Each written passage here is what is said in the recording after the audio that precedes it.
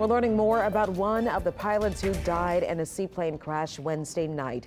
Parish officials say Lyle Panepinto and Lauren Menkenmiller were flying the aircraft when it went down in a Raceland. Amelia Strahan spoke with one of Lauren's fellow flyers who describes getting the call. Working for Southern Seaplane, Stephen Pettit spent hours in the air with Lauren Menkenmiller and Lyle Panepinto. Nothing but smiles, loved her job. And when he heard their plane went down in Raceland Wednesday, he held on to hope. I typed out a couple of messages to Lauren just saying, I hope you respond. Because at that point I didn't know. But those texts would go unanswered. To have flown with her, to have flown with him in that plane and other planes, it hit. It was a gut punch. Pettit says Panepinto was a cornerstone of the aviation community, while Menkenmiller was rising up through the ranks. Nothing but smiles, loved her job.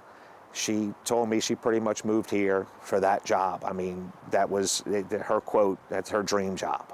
Just in her late 20s, Lauren's fellow flyer says she was a pilot for Southern Seaplane and the Civil Air Patrol. Lauren was young, but she was a magnificent pilot.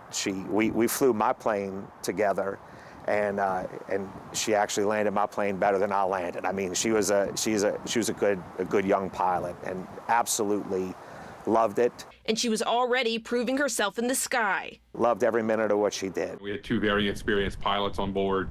Parish President Archie Chasson says they retrieved most of the plane from the crash site, but the investigation could still take months. We were able to recover the black box and the transponder from the aircraft, so I think that'll give them a lot of information.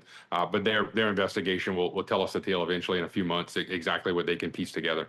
They hadn't known each other for very long, but Pettit says he wishes he could have just a few more hours in the sky with Lauren. She brightened up any room she came into, sweet as could be, never not smiled. Amelia Strahan, WWL, Louisiana. And we did reach out to Lauren's family, but they wanted privacy during this very difficult time.